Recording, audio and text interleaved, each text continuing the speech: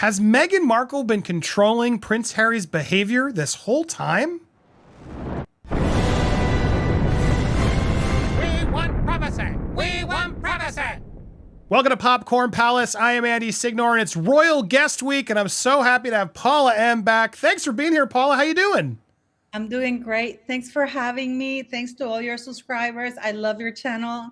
I think you're doing amazing, by the way. Oh, well, thank you so much. I love having these conversations with you. Thank you for being here. Guys, if you haven't already, go support Paula. She's got serious passion on all this. And we talked about how she got into all this on the last video over on Popcorn Planet. So head on over there. But right now, I want to talk about something broader. A lot of people have this idea that Meghan is really pulling the strings, right? That she is controlling Harry. In fact, Jesus, the body language guy, aka Royal Rogue, he had a really viral thing that went out a while back talking about how she even has these silent commands that she uses to stop Harry from talking. And if you watch his video, which I highly encourage you to go do, a lot of these sort of just moments and things that sort of condition Harry to know it's my turn to speak, stop talking. And so there's a lot of these tells, Paula, that do sort of reinforce this idea. I'm curious, do you also subscribe to that idea that she's really controlling it all, that she's the puppet master behind the scenes? Yeah, you know what? Yeah, it's called conditioning. And I think you even do it with children, Pablo's dog also, that's a very basic thing in psychology, that how you train your dog to eat, you teach him the same things. And it's the same thing for Meghan Markle in regards to hand gestures. Or Harry learned very quickly on. There's a big famous clip when Harry's talking to people. They're like in a semicircle, and Meg's standing right next to him. And she couldn't wait because, he has to say hello to people. And of course, he was going to introduce her, but she couldn't wait. So she simply she touched his hand and back many times, and he didn't pay attention. So she simply cut him off completely. I mean, she just stepped in front of the circle, cut off the entire conversation, and you can see him standing back. So he has learned that when she touches his elbow, his arm in a certain way, he better understand what that means, because she's gonna cut him off no matter what. So either she does it willingly or she will do it for him in a very nasty way. I mean, do you think this was all her plan from the beginning? Do you think he's aware of what's going on? Was this a conversation you think they had? I know a lot of people say she's the ringmaster, she's conditioning him, all this stuff, and I can see it. But I'm just still curious, trying to figure out as I'm learning all about this, more than others recently. What do you think was the beginning of it all? How much was he aware from in the beginning, do you think? Well, they're both narcissists, but Meghan Markle is a different type of narcissist, and she love bombed him. You know that they first hooked up on July 1st. That's his mother's birthday. Really? Yes. And she showed up wearing his mother's perfume. And apparently they hooked up at Soho House on that day. And then he admits in his book. Is that, sorry. Is that proven that did he admit that in the book? Yeah. That's insane. Did a video. Yes, I'm serious. I even did a video. Even Harry confirms that they met on early July. And that's the first. But the perfume part, we've had one of them admit that she was wearing Princess Di's perfume. I don't know. I don't think I know. I think it was Lady C, but also she said that her favorite perfume, I think they did an interview with her, and she said they asked her about perfumes, and she named Princess Diana's perfumes, one of Princess Diana's perfumes. Because again, sorry, I'm just taking it back because it's like she claims to know nothing about the royals, right? She had no idea, but that involves such research to know, okay, this guy must be a mama's boy. I'm going to wear the perfume. I'm going to go in there. A lot of intent, right? Oh, she absolutely stalked him. She was part of the Soho House set. And thanks to the Soho House, she managed to get a date. And the reason why everybody knows it's July 1st is because she met with Piers Morgan in a pub prior to going to meet Harry. Because Piers Morgan has famously talked about they met at a pub, and then she went afterwards. She said she had an appointment, a date, and that date happened to be Prince Harry, and that was on July 1st. And that's the same day that Prince Harry had gone to Paris with Princess Catherine and Prince William. They were doing an engagement, and they were in Paris, but they just take the Eurostar, which is like about an hour and a half. And he got there, and he went to meet her at Soho House. So it was July 1st, And then Meghan Markle posted a tweet. I done all this in a video. She posted a tweet with her outside of Soho House saying, "Oh my God, I'm gonna miss Soho. I'm gonna miss you guys. I had the best time." And this is right outside of Soho. This is on the 2nd of July that she posted it. You know, that because she was leaving. So so it's something that she started love bombing him, you know, like you're the best, because that's typical narcissistic. You could even see her in when they were, because her demeanor changed after they got married. My firm belief is that the second that Harry signed that wedding certificate, the marriage was actually over, and Meghan was looking for ways to get out, which is why everything was bad afterwards.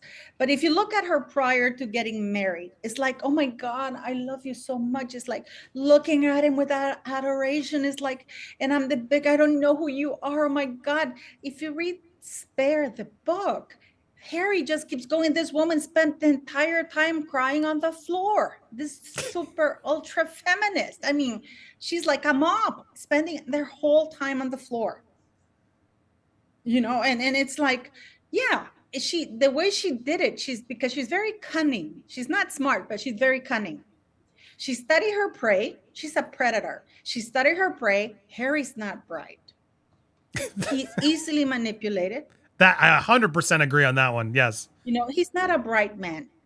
And he got this woman who's stroking his ego and who's willing to go along with what he wants, because the reason why his relationship with his previous two serious girlfriends failed, it has nothing to do with them not wanting to be part of royal life. Because Chelsea, you know, as a woman, if you see that, oh God, no, I don't want anything to do with that. You cut your losses very early on, or you don't get involved with a man, right? Right. But Chelsea hung out with him for 8 years. He cheated on her. I mean, all kinds of things.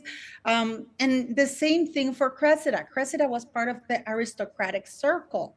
So she knew Harry, and she still dated him for 2 years. So it has nothing to do with the press pressures or royal life or anything like that, because they both knew who he was and they still dated him. But it had to do with him. But with Meg, and they were not willing to go along, because this man has a lot of resentment towards his brother, envy, whatever you want. Meghan Markle, He's the spare. Yeah. yeah, yes, exactly. Look at the book. Meghan Markle played up to those resentments. She played up to all the negatives that he had, instead of playing to the positives he had. Because up to prior to Meghan Markle appearing on the scene, whatever the failings, brothers fight, you know, whatever, he couldn't say enough nice things about Catherine and William. Yeah, they would tease his stuff. They would, like, he couldn't say enough things. You can see the bond, the closeness, even to his late grandmother, you know.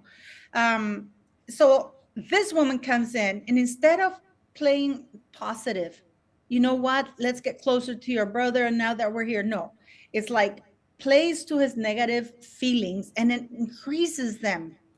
And by doing that, and what's worse, she leads him to believe that's him making the decisions. But then again, he's making decisions, this is very much my very own opinion, based on faulty information he's getting from this woman. You know, like, oh, if I don't go here, I'm going to kill myself, or I don't want to live anymore. Or Catherine is making me do this, or they're racist towards me, you know, all this racism that never existed. So No, yeah. sorry, it's unconscious bias. Unconscious. Well, yes, I just did a video about it, because, you know, it was really funny, because it's actually a clip from Oprah when Oprah was interviewed by Gail. This is a clip that was not included, I think, in the original thing, where Oprah's asking him about if everything was because there was that race element, and he goes, yes, because of the race element, whether they're aware of it or not. But even if they're aware, they don't care. So he's admitting in that clip that it's racism, because what Meghan says is not that they were curious about the skin of the babies. You know, she's saying that they are concerned, which is different than curious. Right. Totally different. 100%. And most people are curious. I've watched tons of commentary. People of all shades and colors who are like, yeah, we're always curious what color the baby's going to be. Andy, my son's father is 100% Norwegian, okay? He is he has white blonde hair, white eyebrows, and everything. And I remember when I got pregnant, my friends were teasing me, say, he's going to look like Gasper. Can you imagine, Paula, if he looked like He's going to look like a Gasper. He's not. And we made bets. Thankfully, my son came out looking like me, and not, because. But everybody, we were all wondering. It has nothing. There's a big difference. So yeah, I mean, I would have been far more interested on whether the kid's gonna have red hair. That's clear. Yeah, but yeah, absolutely. To your point, and you know what?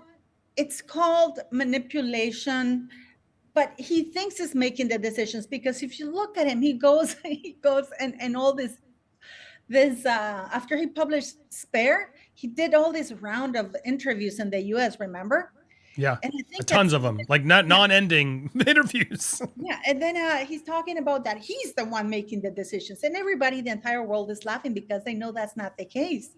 Because if that was the case, he would have ended up in Africa, the place that he called his second home, not in California, in Montecito. Yeah, well, there's all this new idea that's coming out too. I've noticed that Meghan Markle regrets not taking active role in the memoir. And that's just so laughable to me. We did a video, I don't know if it's up yet, but with Black Belt Barrister talking about this, how it's just nonsense to this idea that she wouldn't have been involved in her husband's memoir. Like the idea that she wouldn't have, like, he wouldn't have asked for notes or asked for anything. She just was like, I'm away, I'm not going to get involved at all, is just laughable to me. And then for this to come out there, it's like, now is she trying to change the narrative now to make herself look good? I mean, there's a lot of these stories right out there that do reinforce this idea of control, and that she wants to control him, but then always tries to make it look like she's not. So yeah, it does seem like we're in agreement here that there is definitely a control aspect to it. To me, and another telling moment, sorry to interrupt, another very telling moment for me, because Harry has been paranoid that he thinks is more important than he is about tabloids and being photographed. Even his two previous girlfriends said that they got fed up with him, that he thought he was being papped when there was nobody around. So that was one of the paranoia he has. But one of the moments that was very telling to me, because this woman, and I've done videos about this woman is playing a dangerous game with Harry's mind and paranoias. In Netflix, remember when they're in that truck and Meghan is looking, I saw the paps. I mean, the way she says it, she knows the effect it's going to have on Harry. When she says, the paps are following us again. Remember, safety, always safety. And Harry's like paranoid, looking around. And I'm like, but she's just like, I mean, it was shocking. You can see the distress in his face. That car chase, that they did in Manhattan, that doesn't exist. 2-hour one, yeah. Yeah, you can see him with the camera, and you can see her smiling, smirking. I mean, this is a woman who's playing to all his paranoia. And what is worse, this is just my very personal thing. The fact that he's doing so many drugs doesn't help.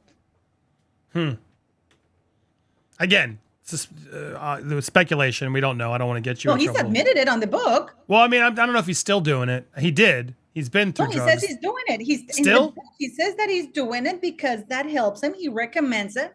He's done and is actually sponsoring certain types of usage of certain things. This is why the Heritage Foundation wants to know about his visa application. I didn't realize it was still happening, but like legal stuff, right? Not illegal substances. But you see, Andy, I got news for you. Harry is on a visa, which means I know all that. We've dealt the deportation is potential. Drugs are legal in his state. Federal law is what applies to every person on a visa in the United States, not state law. No, he messed up there. We've had lawyers acknowledge that, but I didn't know about if he was doing illegal substances still to this day that are causing him to have maybe different thoughts and such. I mean, in the Me You Can't See with Oprah, he says that, and then he did in the rounds on the interview, he talks about how positive things are. And then he went and talked and did another interview where he's talking about how great those things are for him and how they have helped and continue to help him. So this is why the Heritage Foundation got involved with that, because it's not just past use, it's continuing. There's so much to break down. There's so much to break down. It's clear you have some very passionate opinions, which I appreciate. We're going to have to bring you back. And if you want to hear more of them, guys, you got to head over to Paula M's channel, Paula M channel on YouTube. Congratulations to your success there. I love the passion. Always welcome. And Let us know if you'd like us to come by. Any final words for the audience, Paula? No, I mean, thank you very much for having me. Just so people know, this is not about disliking Meghan Markle or liking Harry or anybody like that. It's just I'm Canadian. So I do not like people who use a title from an institution that represents me to be doing these actions, which basically discredit and take prestige away from an institution because, at the end of the day, it is a government institution that represents Canada. So, yeah. If they strip their titles willingly and we're like, yeah, fine, we don't want to be the Duke, Duchess, the Prince, Princess, we're just going to be Harry and Meghan, would you leave them alone more at that point? Absolutely. Be like, fine. I wouldn't care. But Harry already said when Andy Cooper, what's his name? Anderson Cooper or Andy Cohen, one of those. He asked him, why don't you give up the titles? And then Harry says, whatever for? What difference is it going to make? So he's not going to give them up willingly. Right, but it makes a big difference. I from everyone I've talked to, that's such a clear point where if they really wanted to better themselves and have the privacy and everything else, just give up the titles. But they want the titles without doing the work that the titles come with. And I think that's clearly what this whole mess is. It's such an easy one to fix, and they just keep doing the most weird choices.